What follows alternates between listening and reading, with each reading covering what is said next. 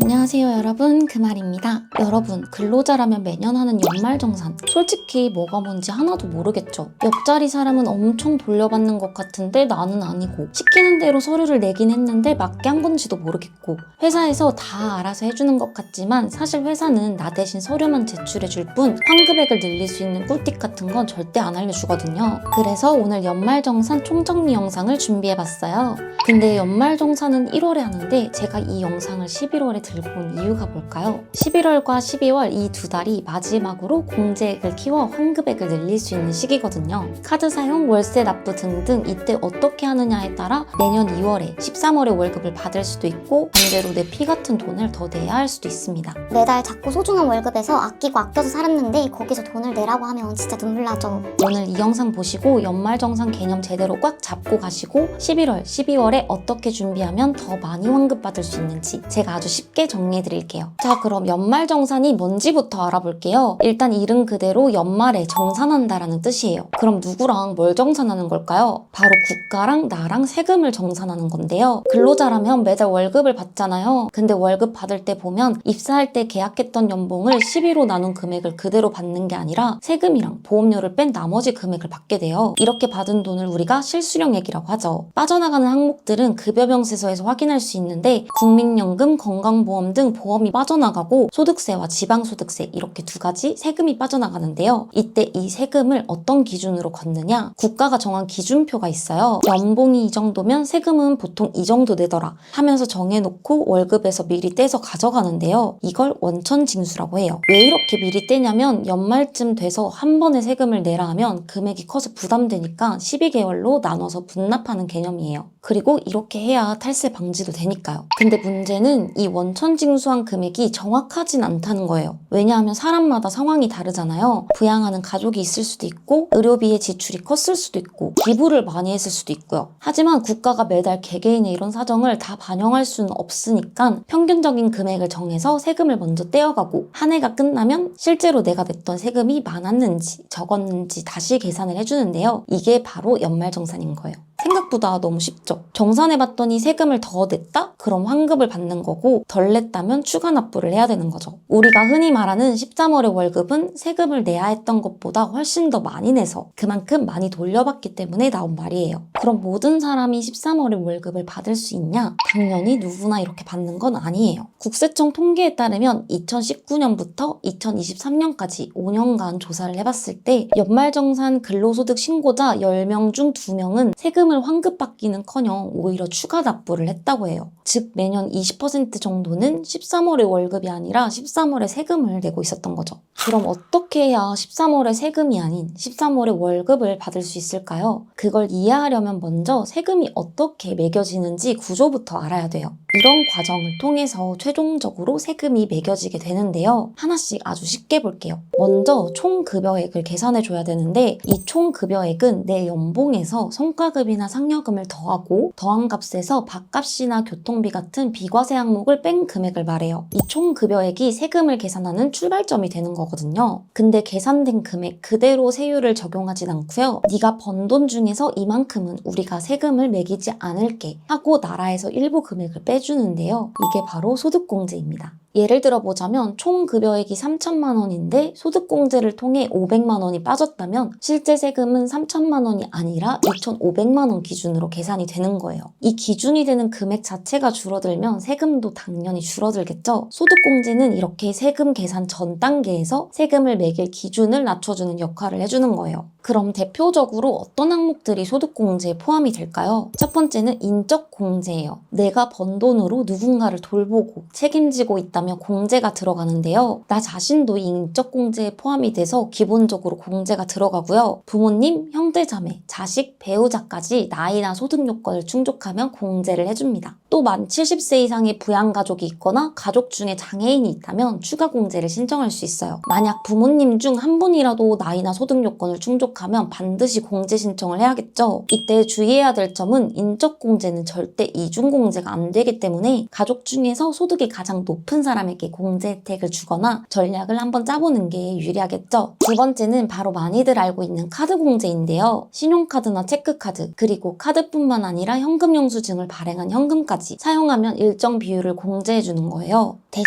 카드 사용액이 총 급여액의 25% 이상을 넘어야 공제가 시작되는데요. 신용카드는 15%, 체크카드는 30% 공제가 적용돼요. 전략은 어떻게 짜시면 좋냐면요. 무조건 총 급여액의 25% 이상은 넘겨야 되니까 25%만큼은 혜택이 좋은 신용카드를 사용하시고 추가 지출은 공제율이 높은 체크카드나 현금을 사용하면 좋겠죠. 그리고 이 카드 공제는 특정 분야에 사용하면 공제율이 더 높아지는데요. 전통시장, 대중교통, 문화비에는 공제율이 40%로 늘어나요. 이런 항목들을 얼마나 잘 챙기느냐에 따라 세금은 줄어들고 환급액은 커진다고 보시면 돼요. 세 번째는 연금보험료 공제예요. 월급날 성실하게 납부했던 국민연금도 이때 소득공제로 돌아와요. 건강보험과 고용보험도 받을 수 있는데 다행히 이 부분은 저희가 따로 신청해야 하는 건 없고 회사에서 알아서 해줍니다. 네 번째는 주택 관련 공제인데요. 주택 청약 놓고 계시면 이것도 공제를 받을 수 있고요. 기존에는 본인만 가능했는데 이제 배우자 명의까지 공제가 가능하도록 확대되었어요. 그리고 전세나 매매할 때 받았던 대출, 원리금 갖고 있는 것도 공제를 받을 수 있습니다. 이렇게 소득에서 공제받을 수 있는 것들이 총 급여에서 들어가는 1차 할인이라고 보시면 돼요. 1차 할인까지 거쳐 나온 금액을 과세표준 기준에 맞춰 세율을 곱해주면 세금이 나오는데 이걸 우리가 산출세액이라고 부르거든요. 그럼 이제부터는 2차 할인, 바로 세액공제가 들어가는 거예요. 앞에서 말한 소득공제가 세금을 매기는데 기준이 되는 소득을 줄여주는 거였다면 세액공제는 계산된 세금을 직접적으로 깎아주는 거예요. 예를 들어 볼게요. 1차 할인까지 끝나고 세율을 적용해 봤더니 내가 50만 원을 더 내야 한다고 계산이 됐어요. 근데 여기서 세액공제를 20만 원 받을 수 있다면 나는 실제로 30만 원만 내면 되는 거예요. 세금 금액 자체에서 바로 빠지는 거니까 우리가 체감하는 효과가 훨씬 더 크겠죠. 그럼 세액공제는 어떤 게 있는지 큼직한 항목들만 빠르게 살펴볼게요. 첫 번째는 보험료 세액공제예요. 생명보험, 실손보험 같은 보장성 보험료를 냈다면 납입액 중 최대 100만 원 한도에서 12% 세액공제를 받을 수 있어요. 한 달에 약 8만 3천 원 정도 납입하시면 딱 맞겠죠? 두 번째는 의료비 세액공제인데요. 의료비는 총 급여액의 3%를 초과한 금액부터 공제를 받을 수 있어요. 예를 들어 내 연봉이 3,600만 원이라면 의료비로 108만 원은 써야 공제가 적용이 된다는 거죠. 만약 의료비에 208만 원 정도 썼다면 초과분인 100만 원의 15%, 즉 15만 원 을 세금에서 빼주는 거예요. 그리고 또 의료비는 진료일 기준이 아니라 결제일 기준이기 때문에 병원비는 12월보다 12월 안에 결제하는 게 유리하다는 점도 알아두면 좋을 것 같습니다. 카드 결제가 2월 되거나 보험금 정산 같은 문제로 뒤늦게 결제하게 되면 다음에 결제로 잡힐 수가 있거든요. 세 번째는 교육비도 세액공제가 돼요. 연간 900만 원 한도 내에서 15% 공제율이 적용됩니다. 네 번째는 기부금 세액공제예요. 기본 공제율은 15%인데 1,000만 원이 넘는 금액에 대해서는 무려 30%까지 공제율이 올라가요. 그리고 다섯 번째는 월세 세액공제예요. 조건에 맞는 건물에 월세를 살고 있으면 급여액에 따라 15%에서 17%까지 공제를 받을 수 있어요. 여섯 번째는 가족 관련 세액공제예요. 자녀 세액공제, 출산 및 입양 세액공제, 결혼 세액공제 이런 것들이 있고 각각 자녀 수나 상황에 따라 차등 적용이 돼요. 특히 자녀 세액공제 같은 경우에는 저출산 문제 때문인지 올해 인상이 됐거든요. 한 명은 25만 원, 두 명은 30만 원, 3명 이상은 40만 원까지 늘어났습니다. 그리고 일곱 번째는 연금계좌 세액공제인데요. 개인 IRP나 연금저축계좌에 납입한 금액도 공제 대상이에요. 두 계좌를 합쳐서 연간 최대 900만 원까지 가능해요. 이렇게 아까 1차 할인을 통해 계산된 금액에서 최종 세금인 결정세액이 나오는 거예요.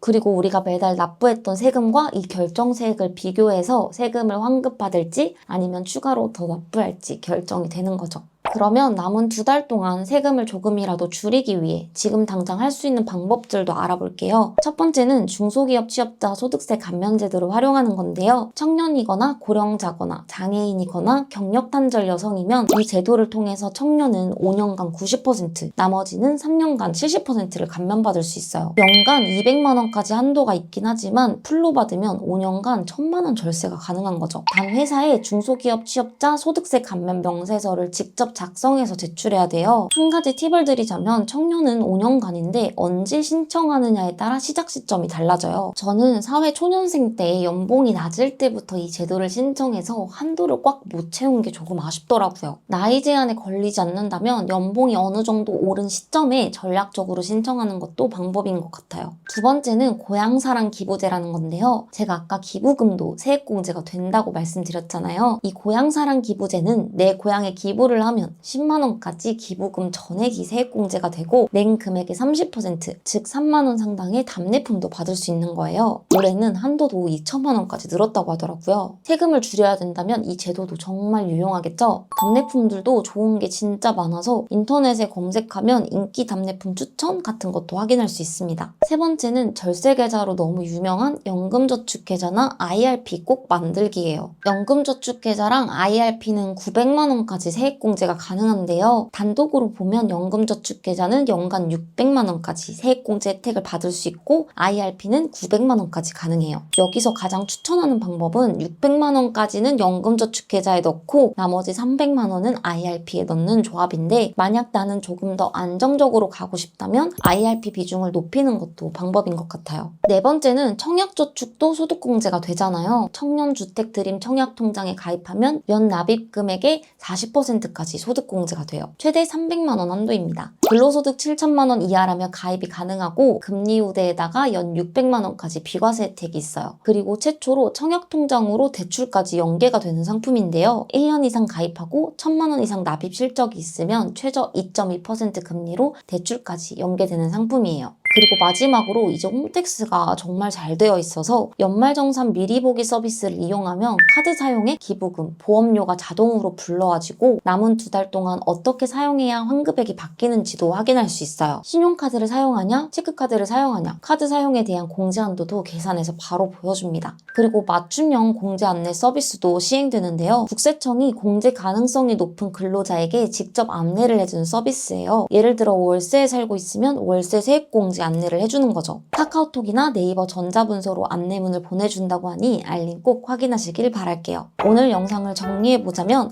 연말정산은 결국 언제, 어디에, 어떤 결제 수단으로 썼느냐에 따라 결과가 완전 달라져요. 같은 연봉을 받아도 공제를 얼마나 챙겼느냐에 따라 환급액이 천차만별인 거죠.